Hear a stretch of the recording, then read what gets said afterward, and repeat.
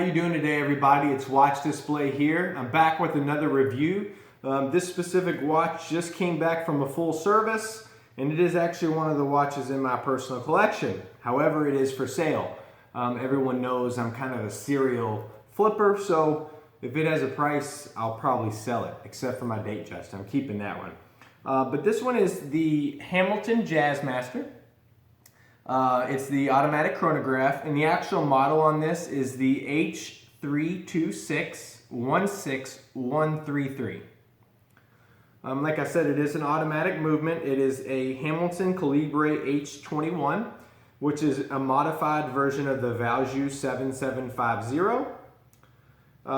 It is an excellent watch overall.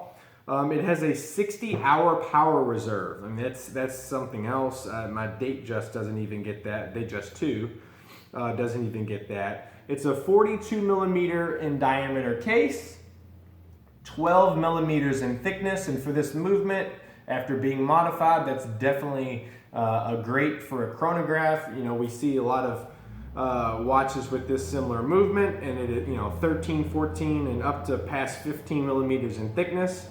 So Hamilton did do an excellent job in that. And of course it has the seconds at the 9 o'clock position, and then you have your two chronographs at the 12 and the 6. And you also have the date at the 4 o'clock. The side case is, pardon if there's any fingerprints, the side case is polished in the center and brushed on the opposing sides, basically the sides of the lugs. And then on the top of the lugs, you have a brushing. And one thing that they did really cool about this case, I'm not a big fan of the side case, but of the actual lugs, how they have this polished transition here. It's really cool when you wear this in natural lighting. It kind of picks up a lot of different reflections, and it just really gives the watch a very cool look, and it's very different than just your standard sweeping lugs. Of course, a no-holes case, so there's no holes drilled for removing straps. You have a polished and satin brushed bracelet, and you notice the center part that's actually brushed is actually like the H logo, obviously standing for Hamilton. The bracelet is a twin lock, and it has the buttons on each side to release it. That's one of another downside to this watch for me, and it could just be for me and this specific watch, but for whatever reason, when I have this watch on the wrist, sometimes when I bend the wrist at certain angles, and it could be where I wear my watch on the wrist as well, but it will actually trigger this to release. And luckily I've never had the watch fall off my wrist, but it is something that you have to be a little careful with. You see, I barely even touched it and it popped open. I mean, I'm barely applying any force to that at all, and it opens. So, and like I said, it could just be mine. I haven't had a second one to say if they all do that, but just something to note. The case back is Skeleton Exhibition. You can see the movement, rotors somewhat decorated, and there's a little decoration in there, but for the most part, there's not much decoration. Of course, that's kind of expected in an automatic chronograph at this price point. But what you do get with this watch, like I said, the 60-hour power reserve, it's running, this one right now is currently running 3 to 4 seconds a day, plus or minus, so it's pretty good specs. I just got, like I said, just got it serviced, so that's what the actual printout from the time tester says. It's got a really cool design, but I have really been leaning towards gold watches or two-tone watches. So I think that's one of the reasons why I want to let this one go.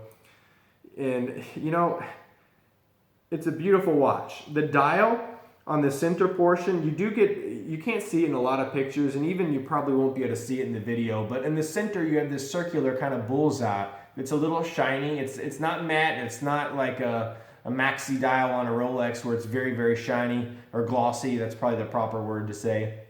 But it does have a little bit of a sheen to it. The outer side is more of a matte. And what that does is when you're outside in natural lighting, it gives the watch actually some dimension and some depth.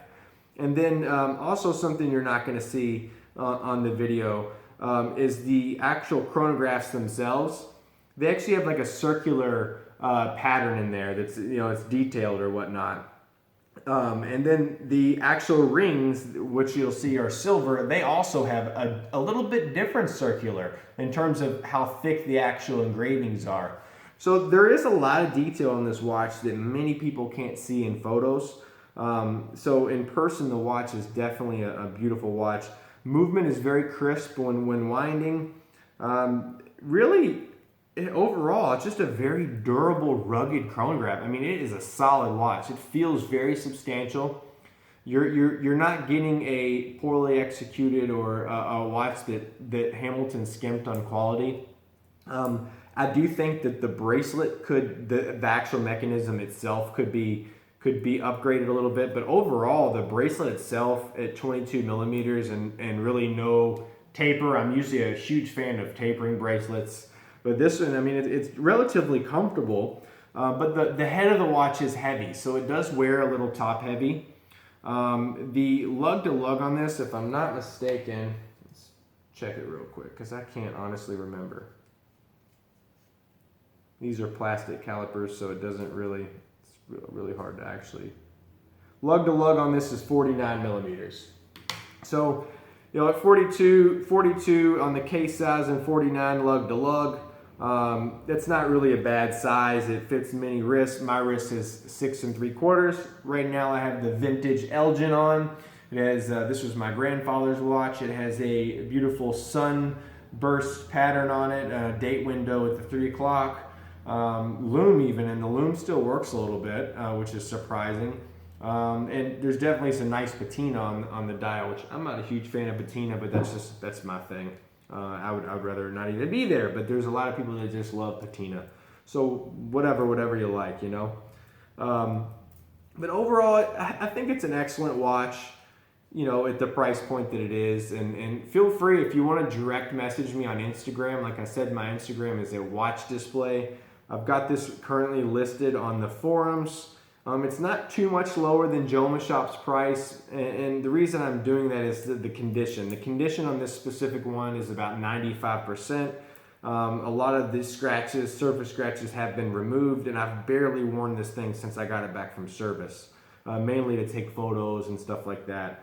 And since it has just been serviced, you know, you'll get a little bit of a cut off of the retail price from Jomashop, which is already a cut off the actual retail price. But feel free to contact me, and I can work out a way we can get this watch to your wrist. All right, guys, so we got the Hamilton Jazzmaster Auto Chrono on the wrist. And actually, you can see a little of that detail. I try to do some shots outside, but we got some overcast, gloomy weather today, so it wasn't really showing much. But like I said, I have a 7 3/4 inch wrist. Pardon for all the fingerprints. I actually have the watch a little bit loose right now on the wrist as compared to the way I normally wear my bracelets. But you can kind of get a sense of how big the watch is. It doesn't really exceed my actual wrist. It does kind of go right to the edges though. And let's go in the dark to check out some lume. Alright guys, so we're checking the lume out here on the Jazzmaster Hamilton Auto Chrono, and you can see the hands are pretty bright, and even the small hands on the chronos are pretty bright, but the actual hour markers, pardon me for the glare, the hour markers are just, I mean, they're barely even there. They're like almost little daggers, but I mean, it definitely looks cool, but it's definitely not crushing any records in the lume category for any of you people that just have to have some